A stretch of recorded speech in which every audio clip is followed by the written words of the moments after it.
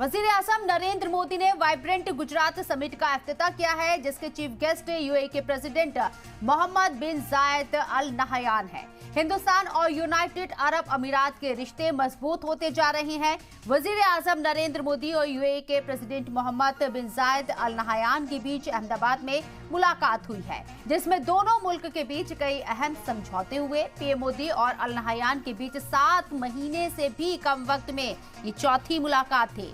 गुज़िश्ता कई साल से दुनिया के तमाम मुस्लिम मुल्क उभरते हिंदुस्तान की ताकत देख और पीएम मोदी की लीडरशिप पर फिदा है। गुजरात वाइब्रेंट समिट में जब यूएई के प्रेसिडेंट मोहम्मद बिन जायद नहयान सूरत पहुंचे तो पीएम मोदी ने उन्हें गले लगाकर उनका इस्तकबाल किया और दोनों लीडरान ने अहमदाबाद में एक रोड शो में भी हिस्सा लिया।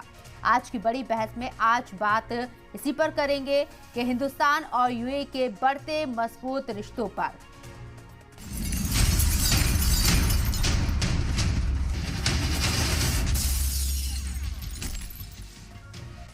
तो 2 रोजा ये समिट है और जिस तरीके से यूएई के साथ हिंदुस्तान के रिश्ते मजीद यहाँ मजबूत होते नजर आ रहे हैं, उसके मायने क्या हैं?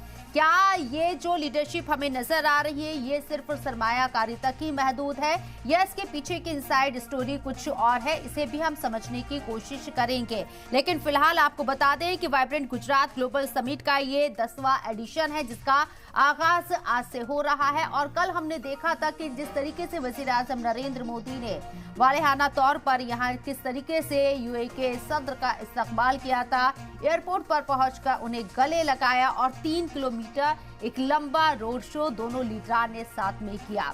मुस्लिम कंट्रीज की अगर बात करें तो जिस तरीके से मुस्लिम कंट्रीज के साथ हिंदुस्तान के रिश्ते और बेहतर होते हुए नजर आ रहे हैं, क्या ये एक अलग रशिया और चाइना को भी एक मैसेज देने की कोशिश होगी? और हिंदुस्तान का वकार आज किस तरीके से ग्लोबल लीडरशिप में देखा जा रहा है, खासकर मिडिल ईस्ट के इन मुल्कों के साथ अगर हमारी दोस्ती ऐसे ही मजबूत रहती है तो।